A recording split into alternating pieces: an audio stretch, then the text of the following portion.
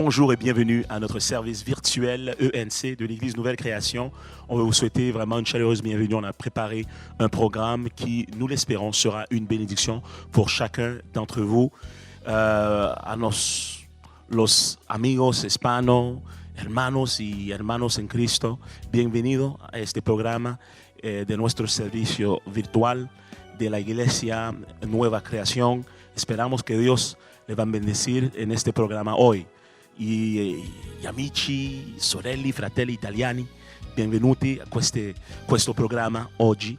E este servizio virtuale è un servizio per lei e preghiamo che Dio le benedica molto in questo programma oggi. Va bene.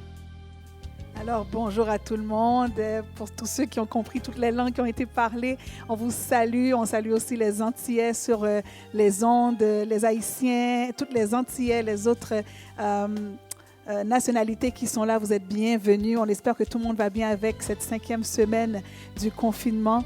Et on prie que là où ce que vous êtes, le Seigneur est en train de vous parler, que le Seigneur est en train d'agir. J'aimerais débuter ce service spécial aujourd'hui virtuel avec un verset que le Seigneur a mis sur mon cœur dans 1 Chronique 29, versets 11 et 12 qui dit « À toi, Éternel, la grandeur, la force et la magnificence, l'éternité et la gloire, car tout ce qui est au ciel et sur la terre t'appartient. À toi, Éternel, le règne, car tu t'élèves souverainement au-dessus de tout. C'est de toi que viennent la richesse et la gloire, c'est toi qui domines sur tout. Et c'est dans ta main que sont la force et la puissance, et c'est ta main qui a le pouvoir d'agrandir et d'affermir toutes choses. » Bon service. Juste une salutation à nos amis anglais aussi. Oups. C'est moi qui le fais? Okay, we want to welcome all our English speakers today online. May the Lord bless you. We love you. We thank you for being with us today. May the Lord bless you. Alors, il fallait en laisser pour les autres. Alors que Dieu vous bénisse, à tout de suite.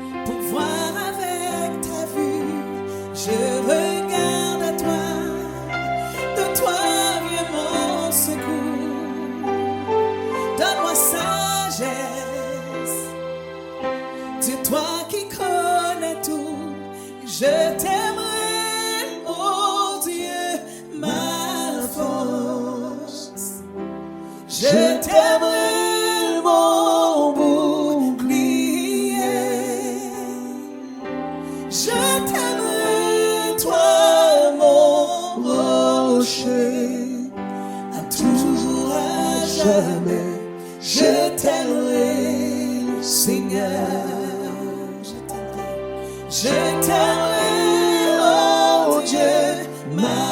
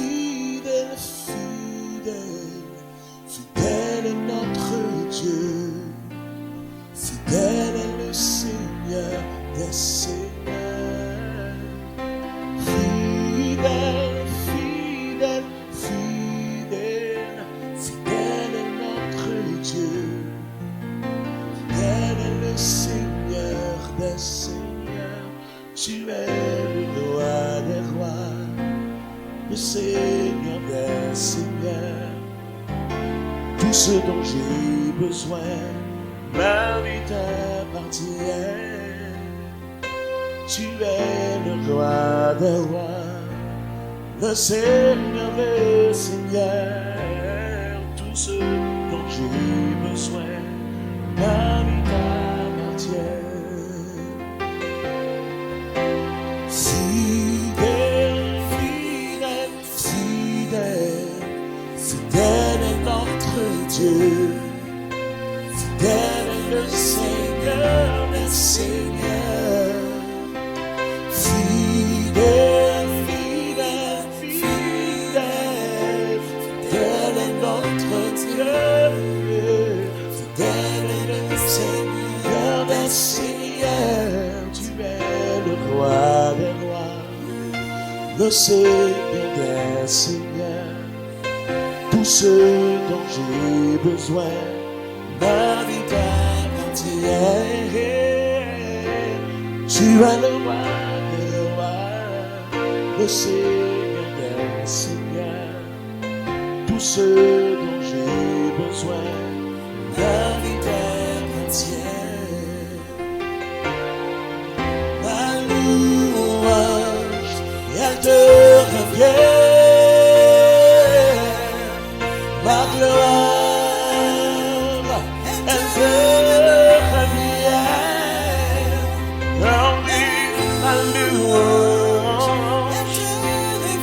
oh oui, elle te revient, ma gloire, elle te revient, ma louange, elle te revient, ma gloire, elle te revient, Jésus, ma louange, oh. Ta gloire, elle me revient. Tu es le roi des rois, le Seigneur des seigneurs, tout ce dont j'ai besoin, ma vie t'appartient.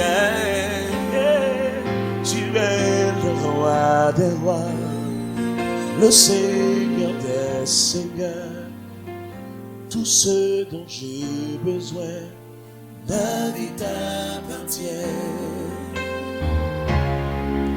Ma louange, elle te revient.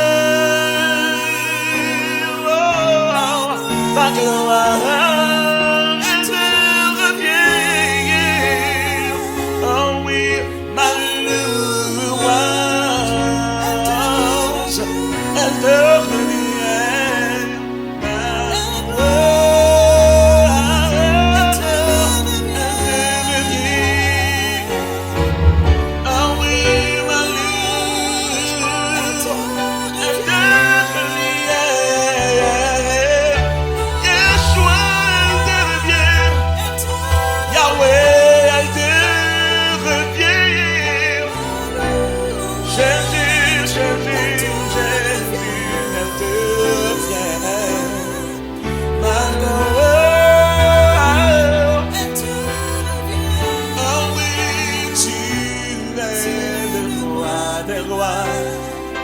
Le Seigneur des seigneurs, tout ce dont j'ai besoin,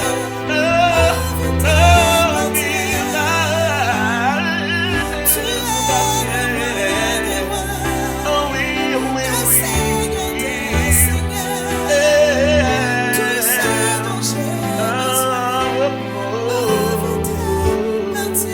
chante une dernière fois avec moi, dis ma louange, elle te revient, ma gloire, elle te revient, Jésus-Christ, ma louange, elle te revient, la gloire, elle te revient. Chante-le doucement, dis ma louange, Elle te revient. Mon adoration, La gloire, ma gloire. elle te revient. Malgré le vent et les marées, je dis ma louange, elle te revient. Oh, La gloire, ma gloire, elle te revient.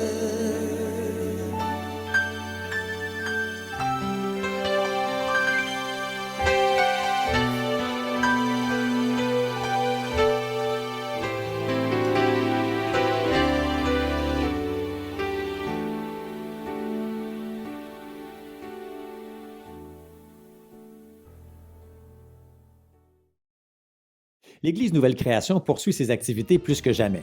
Vous pouvez accéder à nos services sur notre page Facebook les mercredis à 19h et les dimanches matins à 10h. Notre service d'adoration du dimanche est aussi disponible au www.shekinahcentral.com. Des temps de prière enflammés prennent place au téléphone au 438-896-1102 du lundi au vendredi à 6h30 ainsi qu'à 11h en matinée. Pendant le confinement, nous sommes aussi en ligne les samedis dès 9h45. Les ministères Shekinah sont heureux de vous annoncer que la formation Doxa et la formation Oracle vous offrent un cours de tronc commun intitulé « L'art de la prédication ».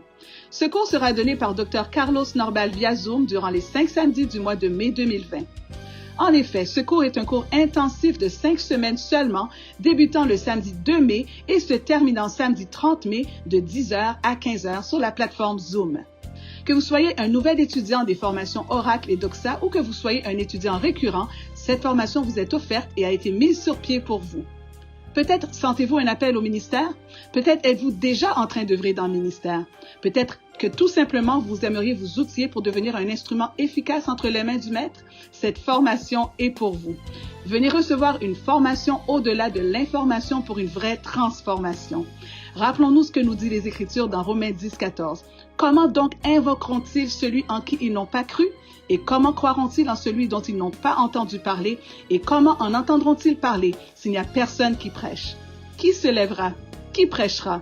Inscrivez-vous dès aujourd'hui au www.shekinahcentral.com.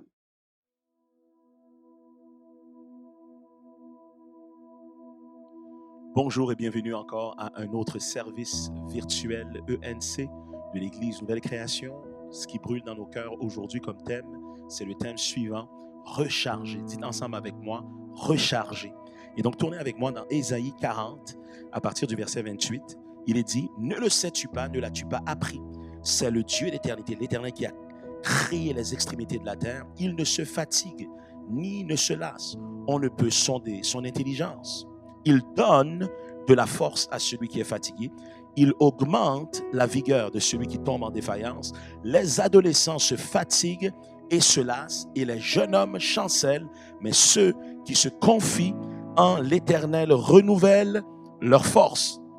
Ils prennent le vol comme des aigles, ils courent et ne se lassent point, ils marchent et ne se fatiguent point. Ils font silence pour m'écouter, que les peuples raniment leur force, qu'ils avancent et qu'ils parlent. Approchons-nous pour plaider ensemble. Et donc le texte qu'on vient de lire ici établit et dépeint un tableau. Il nous fait comprendre que celui qui a créé le ciel et la terre, celui qui a créé l'univers, eh bien il a une propriété, il a des qualités, des capacités, des forces qui lui sont propres. Et la Bible déclare, il dit, ne le sais-tu pas, ne l'as-tu pas appris? C'est le Dieu d'éternité, l'Éternel qui a créé les extrémités de la terre. Il ne se fatigue, point, et il ne se lasse, point. Donc, en d'autres termes, celui qui crée les extrémités de la terre, celui qui crée l'univers, eh bien, il ne peut pas être fatigué, il ne peut pas se lasser, il ne peut tomber fatigué et il ne peut tomber en défaillance. Et ensuite, le texte poursuit et il dit dans le verset 29, il dit, il donne la force, il donne de la force à celui qui est fatigué et il augmente la vigueur de celui qui tombe en défaillance. Donc, puisqu'il ne tombe pas fatigué et qu'il ne tombe pas en défaillance, il a assez de ressources en lui-même pour vitaliser les autres, pour donner de la force à celui qui est fatigué et ranimer, n'est-ce pas, l'énergie, la vigueur de celui qui trébuchait ou tombait en défaillance ou en découragement. Et donc, la Bible déclare et poursuit maintenant dans le verset 30. Il dit les adolescents, dites les adolescents. Dites les adolescents. Les adolescents se fatiguent et se lassent. Et les jeunes hommes chancellent. Il dit, mais il y a une deuxième catégorie qui ne sont pas des adolescents, qui ne sont pas des jeunes gens. Il dit, mais ceux qui se confient en l'Éternel renouvellent leur force. Ils prennent le vol comme les aigles. Ils courent et ne se lassent point. Ils marchent et ne se fatiguent point. Quelle merveille! En d'autres termes, il y a deux catégories de personnes qui existent sur terre, particulièrement même ceux qui mettent leur confiance en Dieu. Il y a deux catégories de croyants, si on peut s'exprimer ainsi. Il y a deux types de personnes qui croient en Dieu. Il y a ce qu'on appelle les adolescents ou les jeunes hommes. Et la Bible nous déclare que ce qui est particulier des jeunes hommes ou des adolescents, on ne parle pas en termes d'âge humain, on parle plus en termes d'âge spirituel. Ça parle de gens qui croient au Seigneur, qui sont parfois matures dans certaines choses et parfois immatures dans d'autres choses, spirituellement parlant. Donc, ce n'est pas des enfants, mais ce n'est pas des adultes non plus. Ils sont entre les deux, spirituellement parlant. Donc, ils sont parfois matures et parfois enfantés, comme on dit, ou parfois immatures, bébé lala, comme on dit. Et donc, ce genre de personnes, la Bible identifie ces personnes-là comme étant des adolescents ou des jeunes hommes. Il y a une caractéristique qui les identifie, c'est qu'ils ont tendance à se fatiguer mentalement, fatiguer spirituellement. Ils ont tendance à se lasser aussi, trébucher et même tomber. La Bible déclare par contre, il y a une autre catégorie. Regarde ton voisin virtuellement et dis-lui, il y a une autre catégorie qui existe, il y a un autre segment des chrétiens ou des croyants ou des disciples en Christ qui existent. Et ceux-là, ce sont des gens qui ont pris la décision de mettre leur confiance en Dieu, même lorsqu'ils ne croient, même lorsqu'ils ne comprennent absolument rien. Ce sont des gens, lorsqu'ils sont dans des situations houleuses, des situations difficiles, ils ont un choix, soit se laisser angoisser, se laisser stresser, ou soit décider de mettre leur confiance en Dieu. Et la Bible déclare par rapport à ce type de croyants qui mettent leur confiance en Dieu, il y a quelque chose qui les arrive. Ils n'ont pas simplement une confiance en Dieu qui n'a pas de résultat, mais cette confiance produit un résultat dans leur vie. Allons voir ce que la Bible déclare. La Bible déclare, mais ceux qui se confient en l'Éternel renouvellent leur force. Ils prennent le vol comme des aigles. Ils courent et ne se lassent point. Ils marchent et ne se fatiguent point. La Bible déclare, faites silence pour m'écouter, que les peuples raniment leur force, que les peuples raniment leur force. Avant de continuer plus longtemps, j'aimerais présenter le premier point. Une charge continuelle. Dites ensemble avec moi, il y a une charge qui est continuelle. Encore une dernière fois, dites charge ou une charge continuelle. La Bible nous fait savoir que le verbe confier, se confier, c'est nul autre que le verbe kawa en hébreu. Et le verbe kawa parle non seulement de mettre sa confiance en Dieu, mais d'être tressé avec Dieu, de devenir une seule corde avec lui.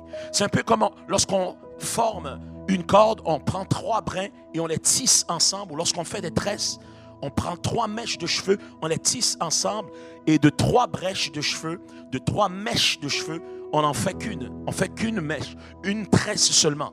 La Bible nous fait savoir que lorsqu'on met notre confiance en Dieu, notre esprit et notre âme deviennent tressés avec l'Esprit de Dieu.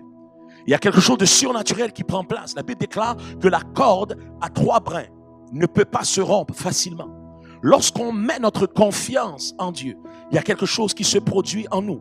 Sa force devient notre force. Sa capacité de ne pas se fatiguer devient notre capacité de ne pas être fatigué. Sa capacité de ne pas tomber en défaillance, dans le découragement, devient notre capacité tout d'un coup. Pourquoi? Parce qu'on devient un avec lui dans cette confiance. La Bible déclare « They that wait on the Lord », qui veut dire développer de la confiance en Dieu nécessite parfois des temps d'arrêt. Mettre sa confiance en Dieu n'est pas quelque chose qui se cultive souvent dans l'activité. Quelquefois, il y a des moments d'arrêt qui nous imposent une opportunité pour exercer notre confiance en Dieu. Des temps comme celui-ci que nous vivons.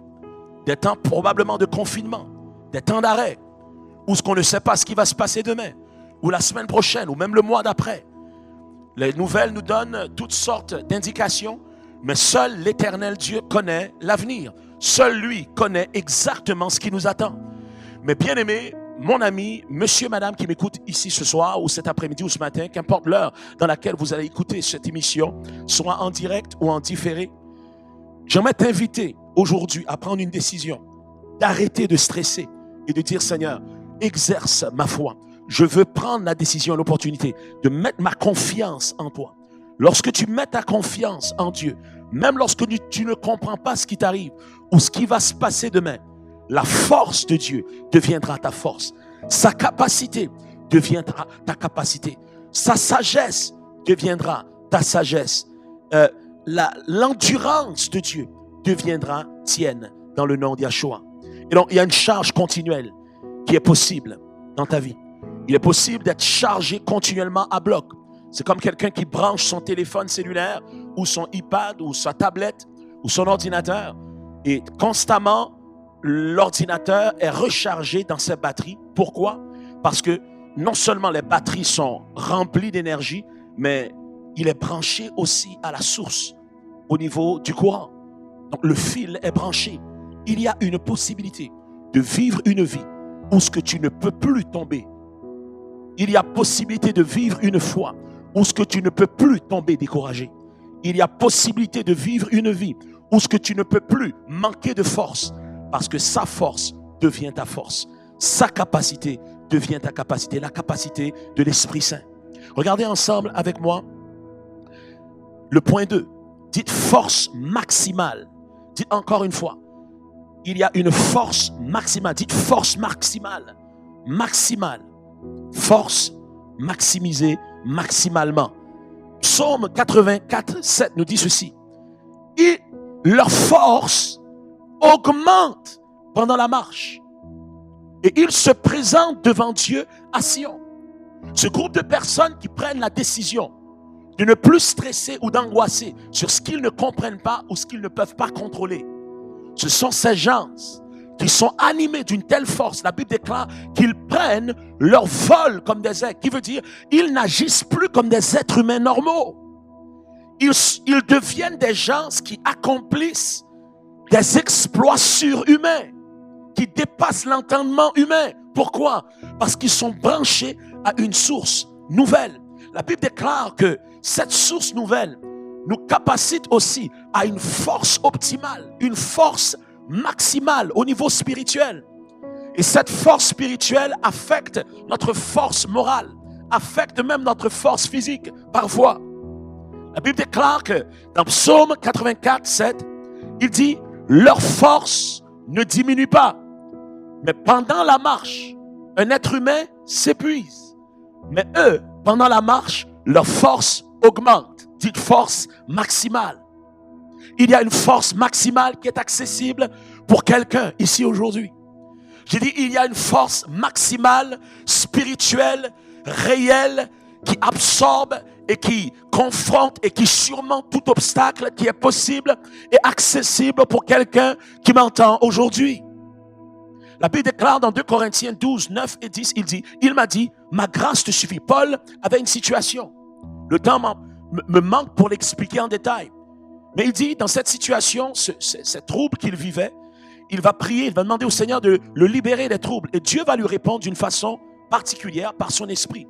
L'inspiration qu'il reçoit, il le met sur papier. Et il nous dit ici dans 2 Corinthiens, chapitre 12, 9 et 10, il dit, il m'a dit, ma grâce te suffit, car ma puissance s'accomplit dans ta faiblesse. Ma puissance s'accomplit dans ta faiblesse. En d'autres termes, ma force devient maximale lorsque tu deviens faible. Une fois, le Seigneur m'a entretenu sur une pensée. Je vivais une situation difficile et je me sentais faible dans cette circonstance, découragé. Et je me suis dit, Seigneur, mais j'ai besoin de ta force. Il m'a dit, et j'ai commencé à lui dire, Seigneur, mais pourquoi tu permets que je vive tant de choses? Et le Seigneur m'a dit, il dit, j'ai attendu que tes forces s'épuisent pour que la mienne s'enclenche. J'ai attendu que tu t'épuises pour que tu réalises que tu ne peux plus continuer avec tes propres forces. Et c'est à ce moment-là que tu m'as donné l'opportunité maintenant de te démontrer ce que je suis capable de faire dans ta situation. Est-ce qu'il y a des personnes qui sont ici qui relatent avec ce que je viens de partager? Est-ce qu'il y a des personnes ici qui vivent des circonstances où qui sont à bout?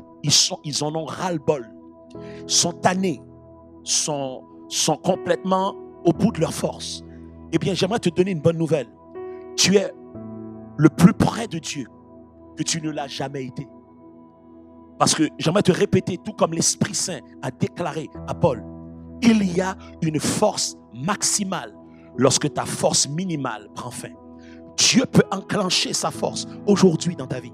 Il y a quelque chose qui peut prendre place, qui est de l'ordre d'une énergie neuve qui coule dans ta vie et qui te donne une inspiration subite, une inspiration fraîche pour un avenir meilleur, une vision claire du lendemain. Une force peut venir dans ta vie aujourd'hui, celle de l'Esprit Saint, et te ranimer de l'intérieur, te donner une paix que tu n'as jamais connue, te donner, n'est-ce pas, non seulement de l'espoir, mais une joie aussi que tu n'as jamais expérimentée. Cette force maximale est accessible pour toi aujourd'hui, si seulement tu lui donnes une chance. Alors, le texte dit, dans le verset 10, c'est pourquoi je me plais dans mes faiblesses. Quand le Seigneur lui a dit, il dit, ma grâce te suffit, car ma puissance s'accomplit. Ça veut dire, deviens parfaite, deviens optimale, deviens maximale dans ta faiblesse ou dans la faiblesse. Il dit, je me glorifierai donc bien plus volontiers de mes faiblesses, afin que la puissance de Christ repose sur moi. Verset 10 nous dit, c'est pourquoi je me plais dans les faiblesses, dans les outrages, dans les calamités, dans les persécutions, dans les détresses pour Christ, car quand je suis faible, il répète, il dit, quand je suis faible, c'est alors que je suis fort. Même si tu te sens désemparé aujourd'hui, tu te sens, n'est-ce pas, sans ressources, ou peut-être tu n'as pas l'appui que tu sens que tu devrais avoir de ta famille ou de tes amis. Peut-être tu es découragé parce qu'un partenaire t'a laissé en plein projet d'affaires. J'aimerais te dire, tu n'es pas bredouille, tu n'es pas seul. Il y a quelqu'un qui détient la force maximale et optimale, et il la rend accessible à toi aujourd'hui, si seulement tu peux lui faire confiance. Tout peut commencer à changer à partir d'aujourd'hui. Néhémie nous dit dans le verset 10 du chapitre 8, il dit, allez manger de ce qui est gras et buvez de ce qui est doux et envoyez des portions à ceux qui n'ont rien de préparer, car ce jour est saint à notre Seigneur, consacré à notre Seigneur, et ne vous affligez pas. Il donne un secret, car la joie de l'Éternel est notre force. Dites ensemble avec moi, la joie de Dieu est notre force. La Bible déclare dans les textes de l'Écriture, réjouissez-vous toujours dans le Seigneur, je le répète, réjouissez-vous. La Bible nous donne un impératif, c'est comme un commandement, qui veut dire, la joie est une décision avant d'être une émotion. Je répète, la joie est une décision avant de devenir une émotion. Qui veut dire, tu peux choisir dans ta vie d'être malheureux. Tu peux continuer à choisir d'être, de grogner. Tu peux continuer à choisir de te plaindre. Tu peux continuer à choisir d'être morose. Mais tu peux faire une décision aujourd'hui de choisir, de mettre ton espérance en Dieu et de faire de Dieu ta joie. Et de commencer à parler à ton âme et déclarer à tes émotions, à ton âme, mon âme, réjouis-toi, car l'Éternel t'a fait du bien. Mon âme, réjouis-toi, car Dieu prépare des bonnes choses. Qui veut dire, n'est-ce pas, la joie est une décision avant de devenir une émotion. J'aimerais t'encourager de prendre la décision de te réjouir aujourd'hui. Oui, il y a des choses qui ne vont pas, mais il y a des choses qui vont. Tu vas me dire, mais il y a plusieurs choses qui ne vont pas, mais il y a au moins une chose qui va. Si tu es capable d'identifier au moins quelque chose qui va bien dans ta vie, sois reconnaissant pour cette seule chose qui va bien. Et si tu n'as rien, j'aimerais te donner une bonne nouvelle. Quelque chose de bon est sur le point de t'arriver. À cause de l'amour de Yeshua, à cause de l'amour de Jésus, à cause de l'amour de Dieu envers toi. Qu'importe ce qui s'est passé dans le passé, qu'importe ce que tu as fait dans le passé, quelque chose de bon est en train de t'arriver pendant même que tu es en train d'écouter ce message aujourd'hui. La Bible déclare, il dit, dans le livre de Romains 8, 11, qui introduit notre troisième point, branché à la source. Dites ensemble avec moi, le troisième point, branché à la source. qui veut dire, 1, il y a une charge continuelle qui est disponible. 2, dans cette charge, tu reçois une force maximale. Et 3, j'aimerais terminer en te parlant d'être branché à la source. Dites ensemble avec moi, je désire être branché à la source. Le mot esprit, c'est le mot pneuma en grec, qui nous donne le mot pneumatique, etc. Et il y a également le mot ruach en hébreu qui veut dire souffle, qui parle de souffle. D'ailleurs, lorsqu'on parle du Saint-Esprit, on parle du ruach hakodesh, qui parle du Saint-Esprit. Dites ensemble avec moi, le souffle de Dieu. Encore une fois, dites le souffle de Dieu. L'Esprit de Dieu est ce qu'on appelle la force vitale. Dites la force de vie. La force de toute vie. Qui veut dire cette force vitale cause la vie dans toutes ses différentes formes.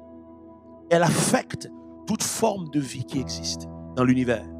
Dites ruach, dites esprit. L'homme est constitué de 3 parties. L'homme est triparte. Il est constitué de corps, l'âme et l'esprit. Et il est important de comprendre, la Bible déclare et dit que l'esprit de l'homme sonde tout, même les profondeurs de ses entrailles. L'esprit de l'homme est comme une lampe de l'Éternel. Est comme une lampe qui illumine les phénomènes internes au niveau de ses émotions. Qui veut dire l'esprit de l'homme sonde l'âme et l'émotion de l'homme en profondeur. Mais l'Esprit de Dieu fait la même chose, mais pour Dieu. La Bible déclare dans Romains 8, 11, il dit l'Esprit de celui qui a ressuscité Jésus d'entre les morts, s'il habite en vous, il vous donnera, n'est-ce pas, la vie à vos corps mortels. Je vais le lire textuellement. Si l'Esprit de celui qui a ressuscité Jésus d'entre les morts habite en vous, celui qui a ressuscité le Christ d'entre les morts vivifiera vos corps ou rendra la vie à vos corps mortels à cause de son Esprit qui habite en vous. À cause de son Esprit qui habite en vous. La Bible déclare dans 1 Corinthiens 6, 17, il dit, mais celui qui s'attache au Seigneur est avec lui un seul esprit. On a vu que le mot kawa parle d'être tressé avec lui, d'être fusionné avec Dieu. La Bible déclare lorsqu'on reçoit l'Esprit de Dieu et qu'on s'attache à lui, le mot c'est le mot kolao, n'est-ce pas, en grec qui parle d'être collé. Lorsqu'on est attaché, collé à la présence de Dieu, on devient un avec son esprit. Qui veut dire tout ce qu'il est, on devient. Romains 6, 5 nous dit ceci. En effet, si nous sommes devenus une même plante avec lui par la conformité à sa mort, nous le serons aussi par la conformité à sa résurrection. Souvent, on ne réalise pas que certaines souffrances qu'on vit, et surtout lorsqu'on vit ces souffrances à cause qu'on a fait du bien, et qu'on se retrouve dans des situations difficiles parce qu'on a posé des bons gestes, et on se dit, mais pourquoi que je vis ce que je vis? Est-ce que Dieu est juste ou est-il injuste envers moi? J'aimerais t'encourager. Christ lui-même a souffert de l'injustice. Christ lui-même a posé des bons gestes et il a reçu du mépris. Mais la Bible déclare une bonne nouvelle. Puisqu'on est une seule plante avec lui, si on est conforme à lui et on vit ce qu'il a vécu à cause qu'il a fait du bien en termes de souffrance, mais on va vivre aussi la plénitude de la puissance de sa résurrection dans nos vies. Qui veut dire, on va commencer à connaître un regain de vie dans des domaines qui étaient oubliés, dans des domaines qui étaient enterrés, peut-être dans des relations qui étaient mortes, peut-être au niveau de projets qui étaient enterrés. L'esprit de résurrection de Christ devient actif dans nos vies pour ressusciter même les rêves qui avaient été enterrés. Dis Amen si tu le crois dans le nom d'Yahshua. Et donc Ésaïe nous dit ici dans Ésaïe 11 verset 2, il dit l'esprit de l'Éternel reposera sur lui, l'esprit de sagesse, l'esprit d'intelligence, l'esprit de conseil, de force, l'esprit de connaissance et de crainte de l'Éternel. Lorsqu'on a l'Esprit Saint qui vient en nous, eh bien il y a des vertus qui deviennent notre partage. Il y a des vertus qui deviennent notre possession. Qui veut dire l'Esprit de l'Éternel. L'Esprit de l'Éternel des armées nous donne maintenant des stratégies de combat et de victoire. L'Esprit de Dieu commence à nous communiquer une sagesse infiniment variée pour répondre aux difficultés de la vie. l'Esprit de Dieu nous remplisse de l'intellect de Dieu lui-même. L'intelligence de Dieu devient accessible à nous pour régler des énigmes dans notre existence. L'Esprit de Dieu, lorsqu'il nous a envahis, il devient notre meilleur conseiller. Il devient notre force. Il nous donne des connaissances nouvelles. La Bible déclare qu'il nous remplit de crainte. Pas de crainte, c'est-à-dire de terreur de Dieu, mais d'une révérence de Dieu, d'un désir de lui plaire dans nos vies et d'obéir à sa parole parce qu'on veut marcher dans ses voies. Et la Bible déclare que la crainte de l'Éternel est le commencement de la sagesse. C'est le commencement de la science la plus grande. La Bible déclare, et je termine avec ceci, aux profondeurs de la richesse, Romains 11, 33, de la sagesse, de la science de Dieu, que ses jugements sont insondables et ses voies incompréhensibles. Qui a connu la pensée du Seigneur? Ou qui a été son conseiller? Qui lui a donné le premier pour qu'il ait à recevoir en retour? C'est de lui, par lui, pour lui, que sont toutes choses. À lui soit la gloire dans tous les siècles. Amen. La Bible déclare dans 1 Corinthiens 2,16, il dit, car qui a connu la pensée du Seigneur pour l'instruire? La même idée revient. Il dit, or, nous avons la pensée de Christ.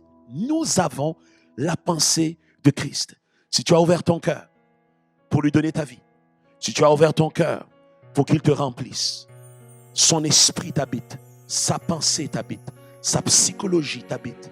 Et tu as le choix aujourd'hui, dans cette dualité, de choisir de continuer à fonctionner selon ton raisonnement ou de dire, Seigneur, je veux être branché à toi. Je veux être branché à la source. Je veux être branché à ton esprit qui m'habite. Je veux que ton esprit m'enseigne, que ton esprit me fortifie et que ton esprit me guide sur toute chose. Lorsque tu prends cette décision, tout va commencer à basculer pour le mieux. Tout va être catapulté vers l'avant pour ton avancement et pour ta réussite par rapport à la destinée qui t'attend. Vous savez, quand le climat change, tout change. Dites, quand le climat change, tout change. En hiver, lorsque la température change, les gens changent de comportement. On s'habille différemment. On met une tuque, on met des gants, on marche d'une façon plus prudente parce que le climat a un effet sur le comportement. Il y a des gens ici qui m'écoutent. Vous voulez changer un comportement, vous voulez changer une façon d'agir, une façon de fonctionner. Mais vous n'avez pas changé l'esprit dans lequel vous fonctionnez. L'atmosphère, le climat spirituel est encore le même. Si vous êtes dans un climat de découragement, la force interne aura de la misère à prendre place. La joie aura de la misère à venir. Change ton atmosphère. Permets à l'Esprit de Dieu de changer l'esprit dans lequel tu opères, l'esprit dans lequel tu penses. La Bible déclare dans Éphésiens 4, 23, 24, il dit « À être renouvelé dans l'esprit de votre intelligence et à revêtir l'homme nouveau créé selon Dieu dans une justice, une sainteté que produit la vérité. » Qui veut dire lorsqu'on prêche, on parle, on témoigne ou on enseigne la vérité, l'atmosphère de ta vie commence à changer.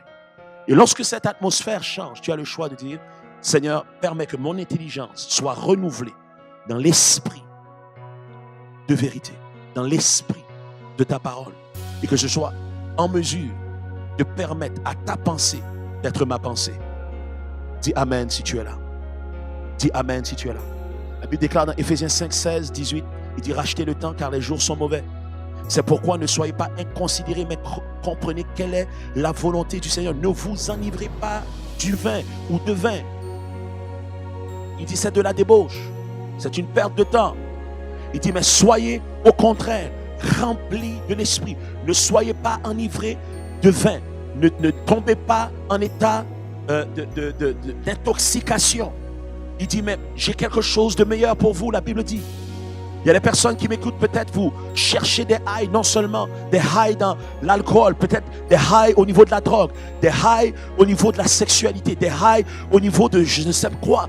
Mais la Bible déclare que ces choses sont des débauches et ça détruit le corps, ça détruit l'âme.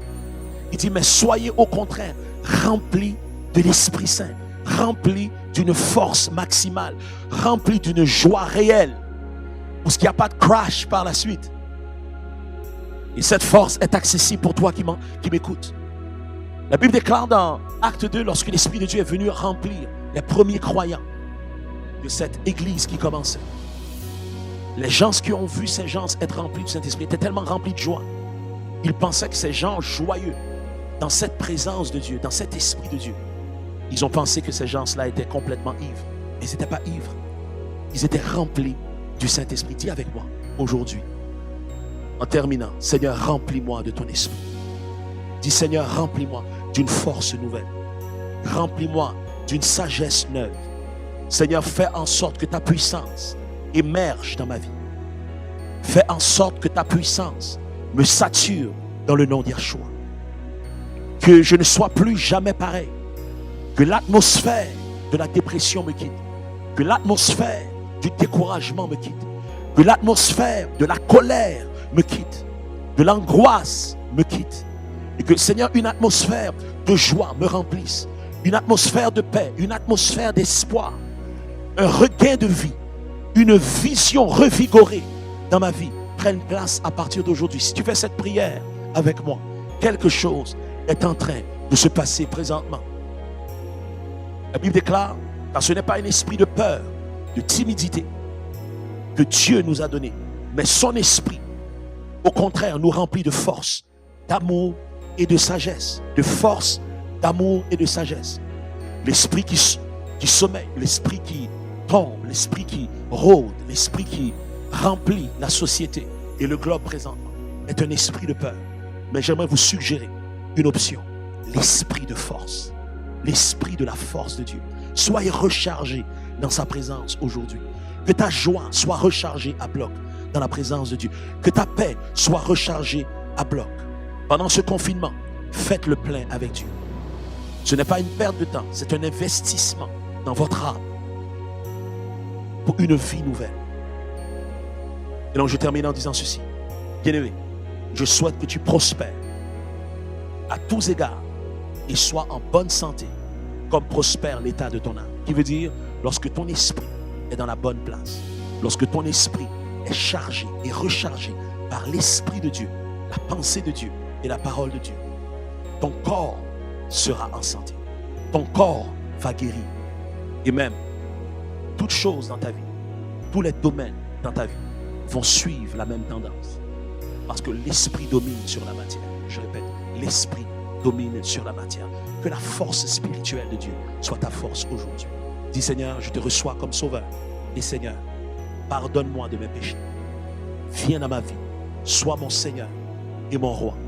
Afin qu'à partir d'aujourd'hui, je ne change plus de chemin, mais que je garde ce chemin de la vérité, que je marche avec toi et que je devienne un disciple de Christ qui relâche ta force, qui renouvelle sa force et qu'il marche et qu'il ne tombe jamais. C'est dans le nom de Jésus, je prie avec toi pour cette nouvelle force et cette nouvelle vie.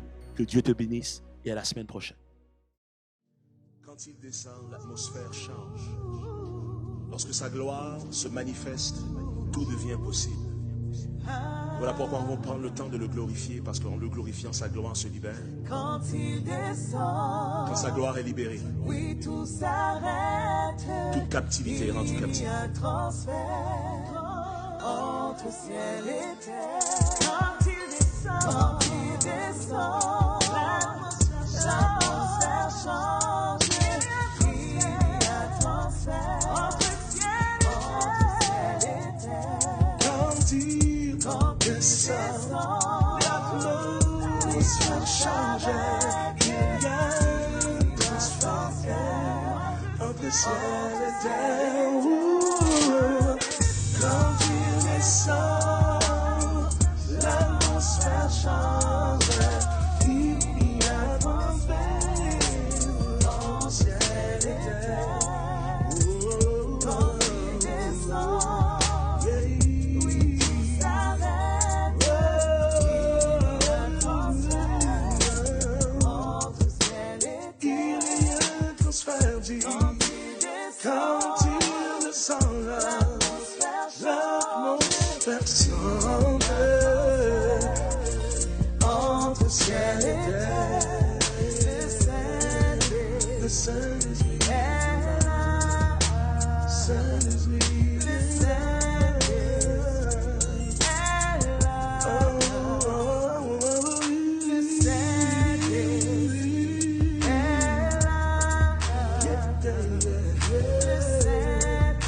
Saint is leading.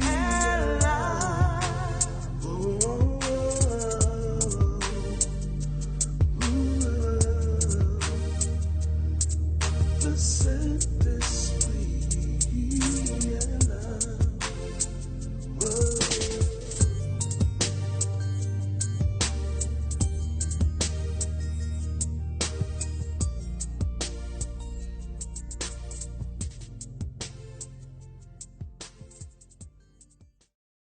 Voici maintenant venue une merveilleuse opportunité d'étendre notre adoration à Dieu, non seulement en parole, mais aussi en action.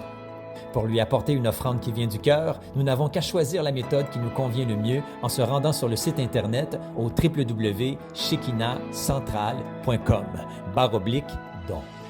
Nous sommes donc librement invités à adorer notre Dieu à travers nos dîmes et nos offrandes. Tous les dons provenant du cœur sont agréés devant Dieu, selon qu'il est écrit, « Ce n'est pas que je recherche les dons, mais je recherche le fruit qui abonde pour votre compte. » Philippiens 4, 17. En toute chose, demeurons dans la paix du Seigneur. Que Dieu vous bénisse. Alors, nous espérons que le service a été une bénédiction. We really hope that this service today was a blessing. Esperamos que este programa estaba una bendición por todo. Entonces, estamos al fin del programa hoy. We pray that this service was a blessing for each and every one of you. Nous espérons que le service a été une bénédiction pour tout le monde qui t'attendait aujourd'hui. Que bon Dieu bénisse nous. N'attendons-nous semaine prochaine. On vous attend la semaine prochaine. We are waiting for you next week. God bless you. A la próxima.